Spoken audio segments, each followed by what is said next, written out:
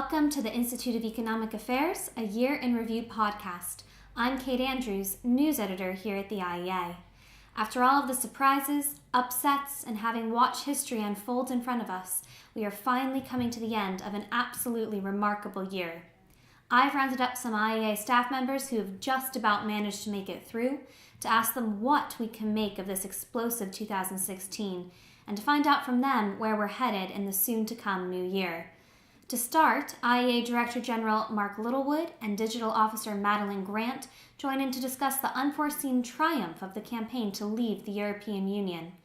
After that, we'll hear from Communications Director Stephanie Liss and Head of Lifestyle Economics Christopher Snowdon on the aftermath of the Brexit vote, particularly concerning the new government that has risen up because of it. And finally, Mark will be back to chat with me, Kate Andrews, about how America made politics interesting again. Mark, first, I want to hear from you. What's been your favourite moment in 2016? Sunderland.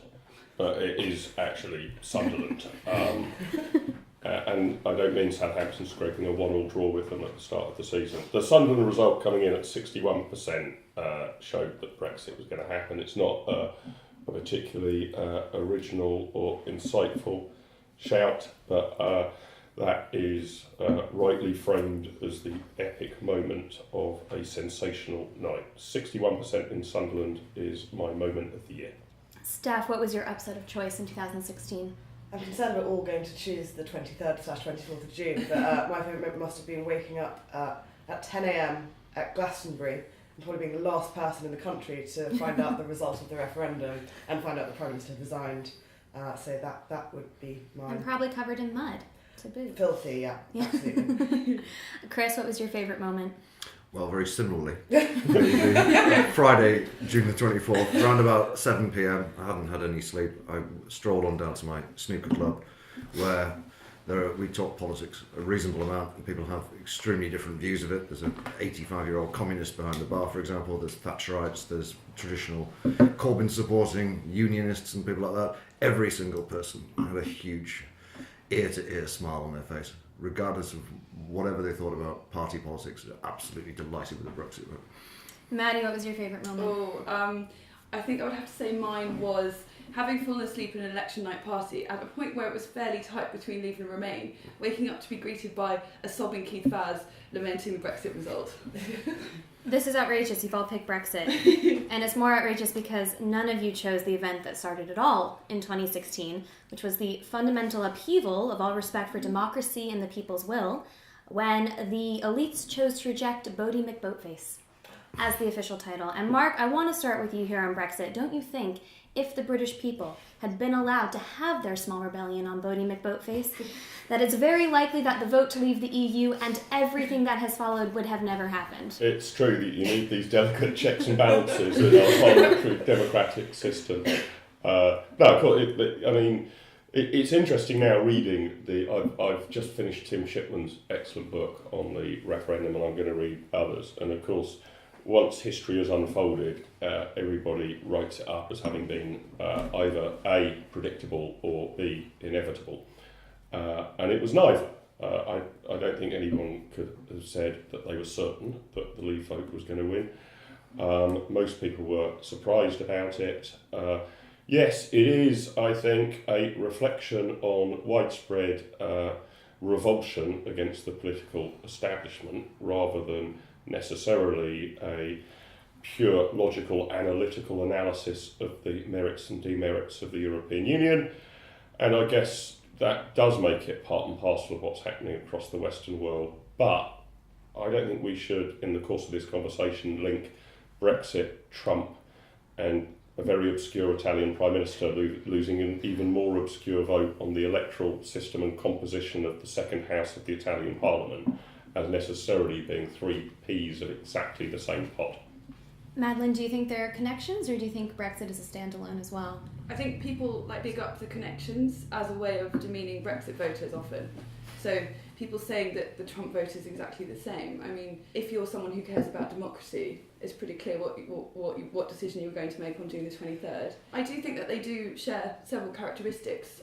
There is certainly an element of protest in bits of it. People are saying that a protest vote, they're framing it as though it's something in itself that's bad. But I say, fantastic. if you're really angry at a system that's failing you, and you have an opportunity to kick the boot into the political establishment, I say go for it.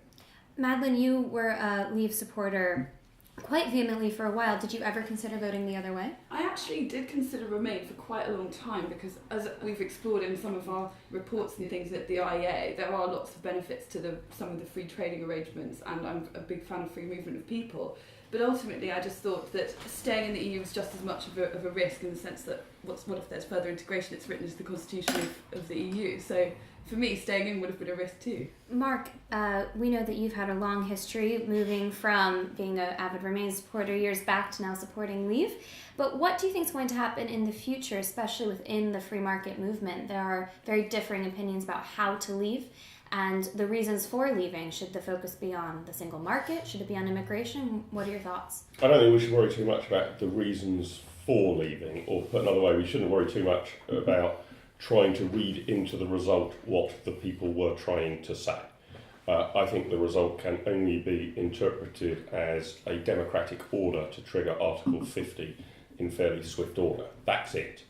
And I think once you start getting into, but really what they were saying was they wanted immigration cut, or really what they were saying was they wanted wages to go up, or that's impossible to derive. So it should be interpreted fully but narrowly, simply as a trigger to go. By the way, I don't much agree with you that there is some huge split in the free market movement about what should happen next. I mean, there are obviously a million conceivable permutations and options on the table, but I think you'll find people of a free market persuasion, whether they were Remain or Leave supporters, are clustering around the same sort of options for the same sort of reasons. There aren't too many outliers. So in essence, we want to make sure there is not protectionism or a trade war.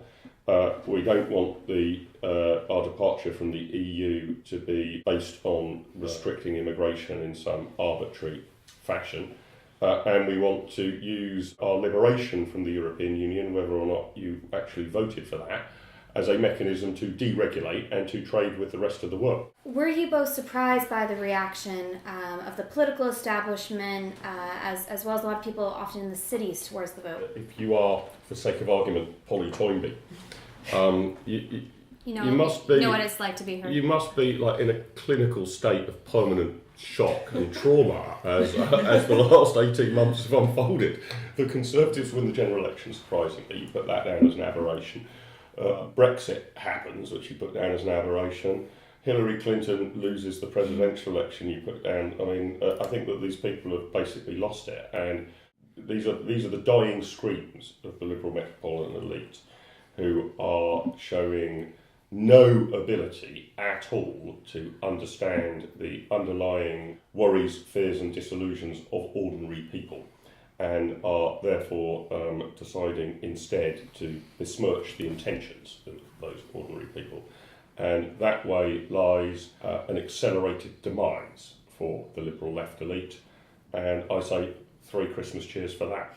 I actually went to a Brexit discussion event recently, God knows why, and I've seen plenty of this vitriol on my Facebook feed, but this was the prime example. I've never seen such hysteria and venom towards ordinary citizens. One of my fellow attendees told a Leave voter that she wasn't allowed to call herself European anymore. And she was Australian, which added this fantastic layer of irony to the whole thing. Half the table seemed to think that Brexit had put Europe on the brink of war. One person said that it's things like this that led to the gas chambers. And there was widespread agreement that the British public, aka the plebs, were too thick to understand the issue and should never have been asked to decide in the first place. You've been listening to the IEA's Mark Littlewood and Madeline Grant. For more on the topic of Brexit, visit the IEA's website this Christmas season at iea.org.uk to download our various reports on the subject matter, including Making the Pieces Fit, Reforming Britain's Relationship with the EU, our most recent immigration paper, Free to Move, and our most recent trade paper, No Need to Queue, The Benefits of Free Trade Without Trade Agreements.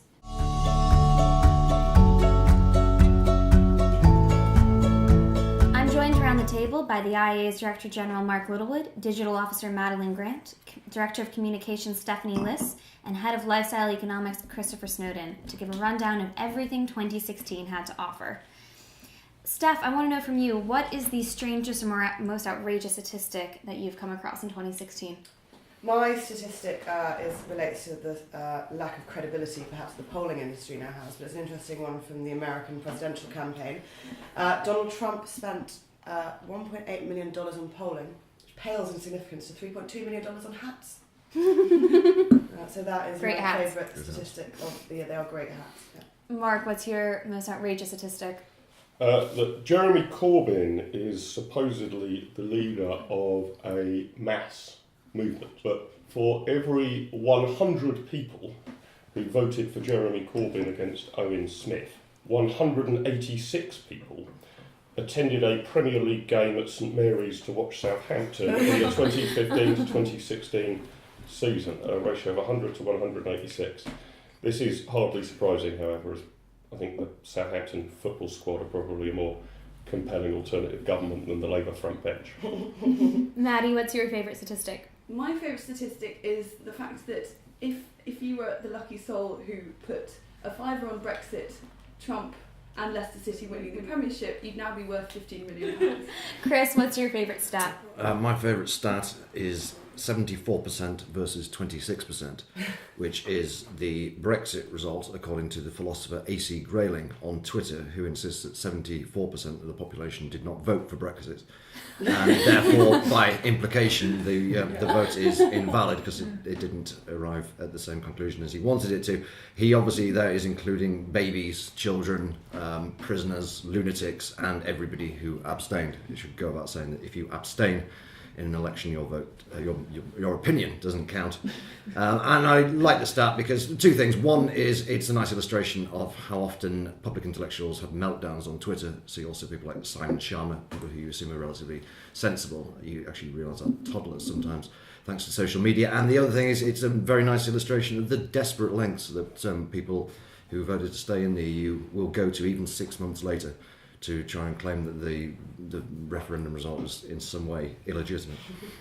Now hold on, Chris. I mean, he could have included fetuses and the glint in the milkman's eye. True, he didn't do that. All other people, the entire population of the world, perhaps. I did see someone actually calling for all old people to be disenfranchised because 16-year-olds and 17-year-olds couldn't vote, which was one of my favourite social media statuses. The result would have been very different if we let children vote. There were some news pieces saying that a bunch of people who voted to leave had passed away since because they were old, and some people were just too happy about this. There was an uncomfortable level of excitement about that. There is somehow a belief that with demographic change, by about 2021, someone worked out that enough old people would have died that if we have the referendum again, then would vote to stay in. They don't seem to realise that as people get older, they tend to get wiser.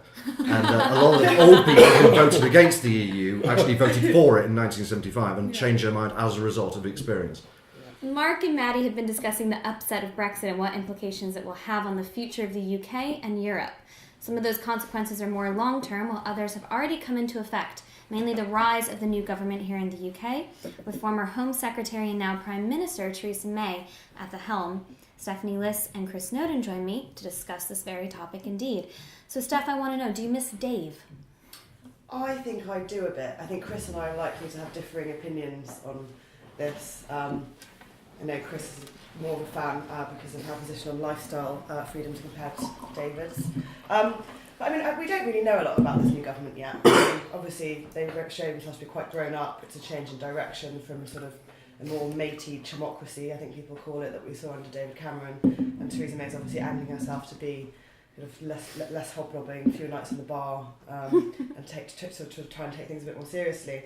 But we're seeing some quite worrying signals. I mean, less on actual policies, but the resurgence of industrial strategy, which we've all been put to the bed after the 80s when Thatcher got rid of it. I mean, this is quite worrying times for free marketeers, and whilst we might not have a lot of detail so far, when the Prime Minister uses her speech at party conference to decry the libertarian right, then I think for people at the IEA and for free marketeers, there's got to be a little bit of cause for concern. She did indeed declare war on the libertarian right. Chris, do we have a battle on our hands, or is there room to be friends? So did Cameron, actually, in a speech a few years ago. He had a go at libertarians. Obviously, May is not a libertarian, but if you look at the last 19 years of governments, we've had Tony Blair, socialist, Gordon Brown, socialist, David Cameron, socialist, Theresa May, probably not a socialist. Don't So pull I any think punches. that's an improvement. And if she She's does, not convinced though, apparently. if she does go along with some of the silly things she said in her Tory party conference speech, then I would be concerned. But actually, she's already rode back on quite a lot of it. Mm-hmm. She talks a bit of nonsense and sounds quite left-wing, which is concerning, but she's not actually done any of this stuff. She's decided she's not going to start legislating who can be in a company boardroom.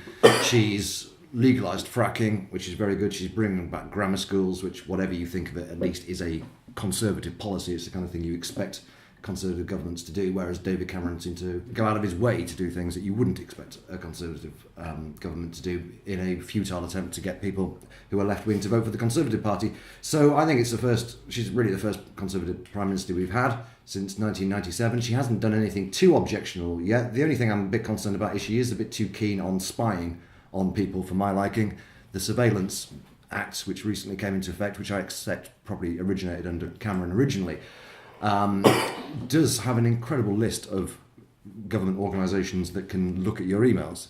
I can understand why MI5, under certain circumstances, with permission from the Home Secretary, might need to look at people's emails of potential suspected terrorists. I don't see why the Food Standards Agency needs to look at people's emails, or the Department of Health. Yeah, I agree. And she has got a bit of a history of being unsound on civil liberties. With nanny state issues, she's got a reasonably good record, so I'm quite positive from that point of view. She just needs to ditch HS2 and the sugar tax, and I will give her 10 out of 10 for her first 6 months. I couldn't really disagree with this more. Steph, I feel like Chris has given an endorsement for someone who has just abandoned deficit reduction and up the debt. I think Theresa May's a pragmatist. I don't think she really has. I think she probably is more right-wing than David Cameron is, but I think her strategy is clearly to occupy the centre ground and take it, kill Labour even more than they're trying to kill themselves.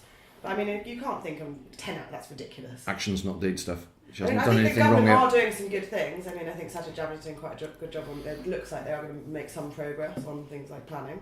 But in terms of sort of tax and fiscal outlook, she's pretty disastrous. Yeah, but it's talk, isn't it? Some of the stuff she's been saying she hasn't done. A lot of the stuff that George Osborne talked about in terms of deficit reduction, he didn't do. Well, nobody was actually going to clear the deficit. We have a remarkable lack of policy announcements, really. Good, that's what I want. Which is not, yeah. That's what I like about it. I have to agree that the rhetoric is quite concerning. I want a government that I can basically forget about most of the time. And that I think we're going to get with Theresa May. I like the fact that she's not constantly coming out with press releases and stupid announcements. She just seems to like just to get on with things quietly, and that's what we want. We've all had enough of government for the time. Mark Littlewood, you want to interject? Yeah, I think a worry for think tanks, if you're interested in the battle of ideas. Theresa May herself is not interested in ideas at all. She is a technocrat. She is broadly pro-business and thinks that capitalism is probably just about the right way to organise society. So to that extent, good on her. But I think there is absolutely no interest in ideology, policy frameworks or ideas. And that is problematic for a think tank, whatever your persuasion. I don't wholly disagree with Chris. She may turn out to be a relatively benign force. But if you are in the battle of ideas, she has entered the arena of wits, wholly unarmed. How interested do you think David Cameron was in ideas? Pretty interested, certainly in his first term, very. I think a lot of them were flaky, such as the big society. But I think he was seeking to build some sort of framework through which policy would be understood. I think he failed, but I think he tried. Steph, how do you think that, comparing David Cameron to Theresa May, in terms of presentation, not just to the world, but to think tanks, how do you think they're going to interact similarly, differently? I think there's probably more continuity than people. I think she's got a very close team. She seems quite guarded. She doesn't seem like the most collaborative person. And I sort of agree with Mark, really. I feel like she isn't sort of one with big ideas, knows what she thinks, isn't sort of looking to particularly think more critically or think the bigger picture. Do you think she's persuadable? I'm not so sure. Sorry, I don't want to sound too harsh on her, actually. I have a lot of respect for her. I just don't think I could have the same politics, and I'm worried about some of the signs coming out. Mark and Chris could be right, she could be incredibly benign. But obviously, there's a lot of talk over her team, Nick Timothy, who's sort of looking to emulate Joseph Chamberlain-style policies, and obviously Fiona Hill. Their team is a very closed shop, even within Whitehall and within the government itself. And so, I think if you're finding ministers finding it difficult to have a lot of access to her, I don't think that really bodes particularly well for think tanks having much access. We've heard a little bit of optimism there, but Chris, I think you're still in the minority. Well, okay. I'm happy to be in the minority. I nearly always am. Look, all I'm doing is giving her the benefit of the doubt. She hasn't actually done anything wrong. She's done several things which I approve of and which David Cameron probably wouldn't have done because he was too gutless. So fair play to her. The moment she does something stupid, I'll be the first one to attack her for it. But I'm slightly biased towards anyone who's reasonably okay on nanny state issues. She reputedly was one of the main people in the cabinet to encourage David Cameron to ditch minimum pricing. The government gave a very dismissive reply to Public Health England last week when they called for minimum pricing, and she repeatedly gutted the obesity strategy, which contained lots of horrible anti-market measures about where shops can display their sweets and buy one get one free offers. So fair play to her. As I say, she just needs to ditch the sugar tax and HS2 and should be in my good books for the next 12 months. Mark, a quick thought from you? Here is one sentence that will never pass Theresa May's lips. Yes, okay, you've persuaded me. Let's risk it and do it. Yeah. That is never going to pass her lips. You've been listening to the IEA's Stephanie Liss and Christopher Snowdon, with some thoughts as well from Mark Littlewood and Madeline Grant. For more on the topics discussed here, visit the IEA's website at iea.org.uk to download our research for free on how this current government could combat the cost of living crisis, liberalise housing policy, and adjust taxation and spending to growth maximising levels. These free downloads aren't just a Christmas special. You can download our work for free all year round.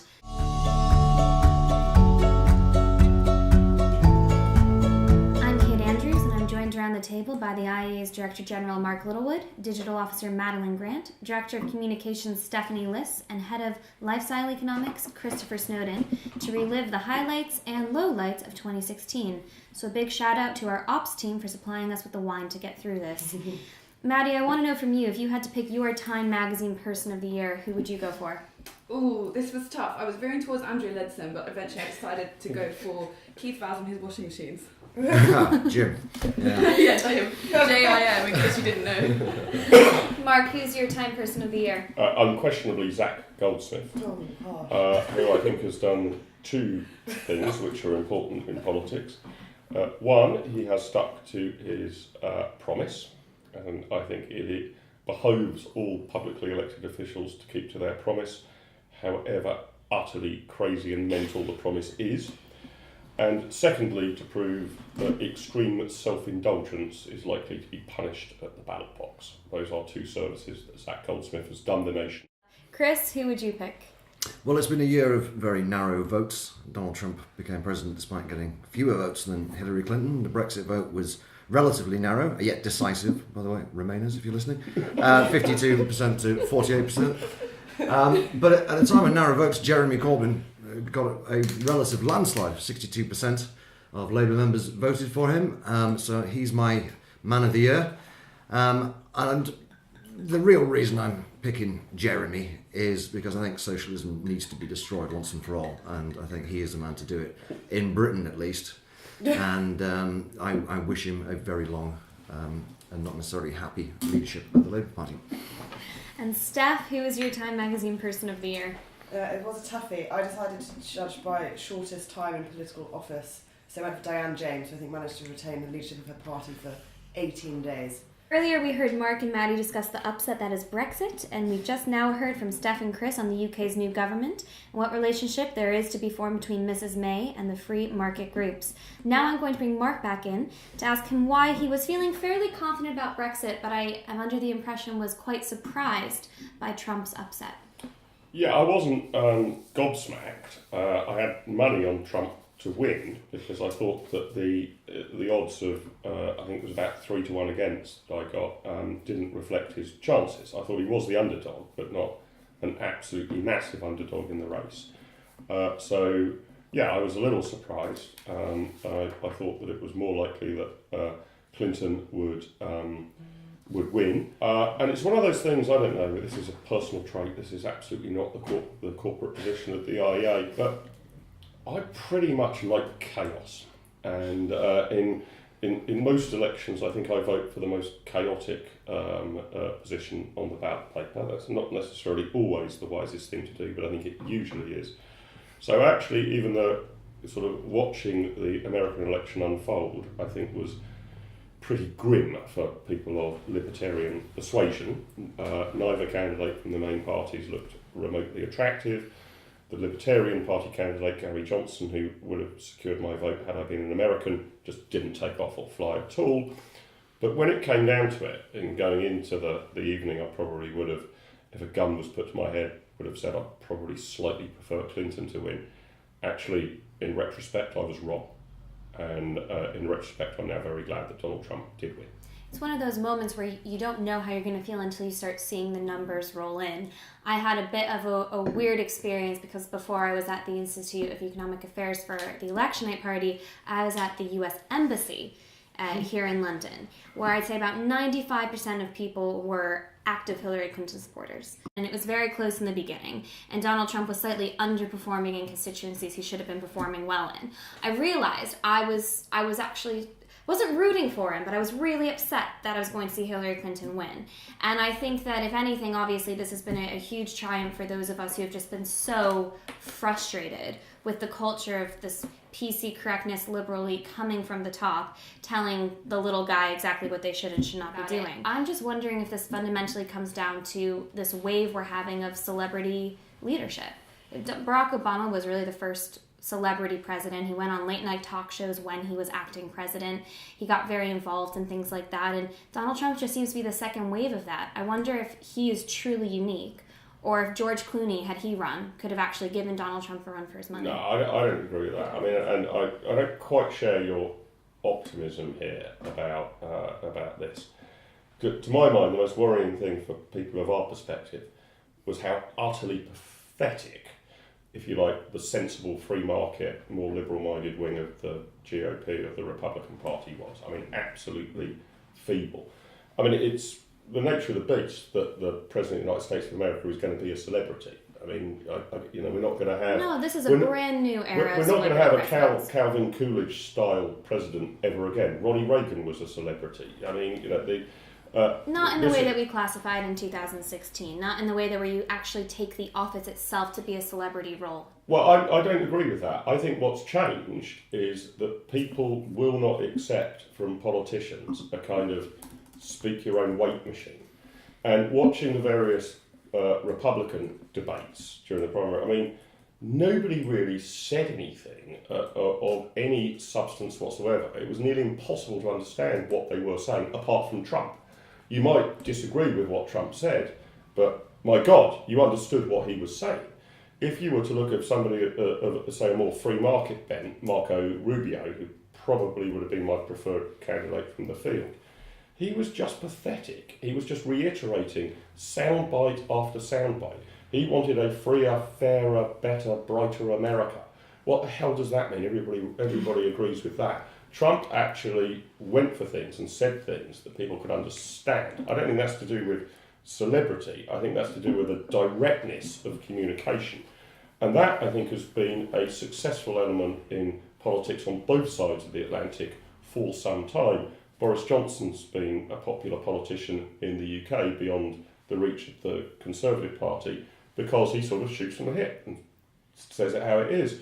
Nigel Farage, whilst not everybody's cup of tea, I think he's sort of similar. Whereas if you were to look at what I would now consider to be the old-fashioned politicians, say those who've run against Jeremy Corbyn for the leadership of the Labour Party, Andy Burnham, Yvette Cooper, Liz Kendall, Owen Smith, I'm not diminishing them as human beings. They might very well be nice, bright people.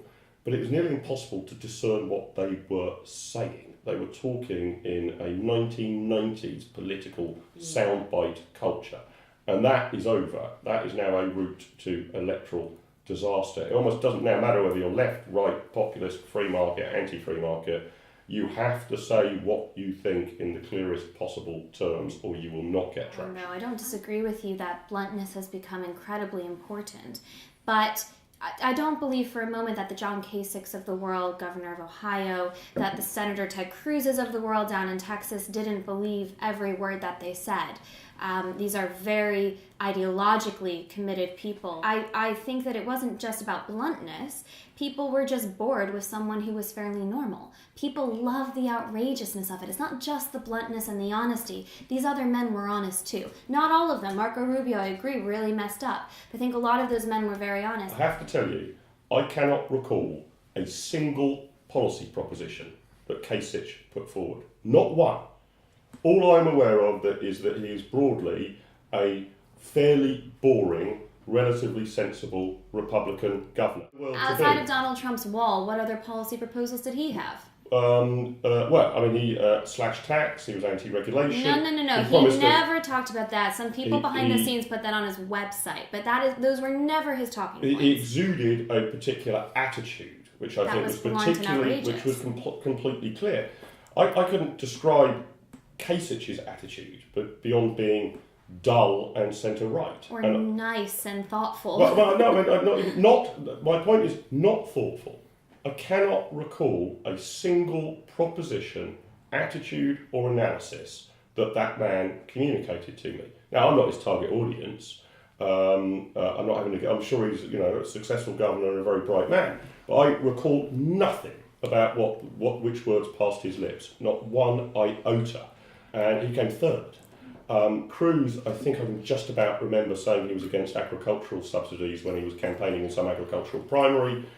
3 cheers for that. Can't really remember much else about him. And he was actually one of the more radical outsider candidates. The rest of them just dropped off the radar. I just wonder if that is truly because these men didn't put forward policy proposals. I can remember quite a few that they did. Or if it's because Trump just elevated things to such a drastic level that no one could compete. Trump was international news for a year. He was showing up in the headlines of the Daily Telegraph and the Times and on BBC News as the lead story during Brexit, during the new government, for a year, because what he did was just, it was beyond what anyone had ever imagined politics could be. And so I find it very hard to believe that all of our ideas, and specifically in terms of free markets and free trade and even free movement, have been completely rejected. I think people have fundamentally rejected the politics of insiders and Washington, D.C. and not being listened to, which the Republicans and Democrats are both guilty of. They thought someone like Trump was needed to blow all of that up. I wonder if, in 2020, if Trump doesn't run, or if 2024, when he would be out of office, if we would ever get another Trump-like person. And we'll have to see if it's the celebrity that people love or if they just thought that the system fundamentally... Well, I'm not quite sure, Kate, what you mean by celebrity. I mean, I agree, you kind of exuded attitude, larger-than-life character. If that's what you mean by celebrity, I think that's the way politics is going and will stay gone. Maddie, did you have some thoughts? Yeah, I completely agree with Mark when it comes to the politician as celebrity. I think ever since the Americans looked at Richard Nixon's sweaty face and decided that they would rather have the handsome Kennedy, I think that's played a really big part in all elections ever since, especially Reagan, the cowboy president. But I think that I've thought for a long time that Donald Trump was going to win, because I got the sense from listening to him that he was the only one of the candidates on either side who had correctly diagnosed the appetite of the country and the problems that they were facing. Even if his prescriptions were terrible, which I think we could probably all agree that I think they are, he knew how to play the game. He's the zenith of the political celebrity. The best quote that I heard during the election on this was, I can't remember who it was, but it was a journalist who said that the media and political punditry were taking Trump literally but not seriously. The American public were taking him seriously but not literally. They didn't necessarily think he was going to follow through with everything that he promised, but they liked the general attitude that he was and the people that he was standing up to. May and Hammond have completely abandoned deficit reduction. The debt's going to continue to skyrocket. Donald Trump is going to have to work with the Republican House and Senate, so hopefully there will be some element of fiscal responsibility. But if he's going to keep his promises to voters, we're looking at more spending. I wonder when things truly do get so bad and when the system just can't function anymore, if people might revert to a boring, as you say, run-of-the-mill man or woman who will actually fix the situation. Yeah, I think that's right. I think we may be downplaying how much of a disaster Donald Trump is going to be. I really think it's going to be very, very bad. Because he's going to be mired in scandal, for a start off, I'm quite sure. He's not going to be able to keep his promises. And when all his supporters realise in about 12 months' time that he's not going to keep his promises, there's going to be hell to pay. The guy is a sociopath and a demagogue, and it is entertaining that he's won, but we can't keep treating this as entertainment. It's going to get real very soon in January. Good bants, as Mark said. Yeah, it's great banter, and I was as entertained as anybody, and in a way it doesn't really matter too much to us in Britain. It possibly might be a good thing in terms of trade deals and so on, but he is massively anti-free trade. He managed to persuade Hillary Clinton to be equally free trade. That's obviously very worrying from a free market perspective, but I think just as a president, as a man running a country, it is, entertaining. But if I was American, I'd be pretty concerned. I think there is a really interesting trend here, which I'm agnostic about. I'm not sure if it's a force for good or ill. But what you might call patriotism and what you might call nationalism is reasserting it. That was certainly true in America. I saw some polling, I can't remember the exact figures now, on asking Americans a week after the vote, can you tell me what Donald Trump's campaign slogan was? And huge numbers, 85% plus, make America great again. Can you tell me what Hillary Clinton's election slogan was? Can any of you around the table recall what it was? Oh. All of you would have got make America great again. Yeah. Stronger. Together, you've just about got it. There was 3 words, wasn't it? Stronger. Something I can't even remember what it. But I mean, it was just so vague. Stronger together. Stronger together was right. That didn't work for anyone this year. Whereas, so there was a patriotic element to this, which I think has also been marshalled by political parties like UKIP. It's certainly being marshalled by Front National under Marine Le Pen in France, to some degree by the Pepe Grillo's party in Italy. And unless we can marshal a patriotic sense, which is clearly there, not just latent, now actually expressing itself in the polling booth, towards free market, capitalist, classical liberal policy outcomes, we've got a problem. Because this is now a real thing that has been kept in a box for a while. It may end up being a benign force, but it is sure as hell a force now. I've been joined by Mark, Madeline, Stephanie, and Chris to offer our insights into an unbelievable year.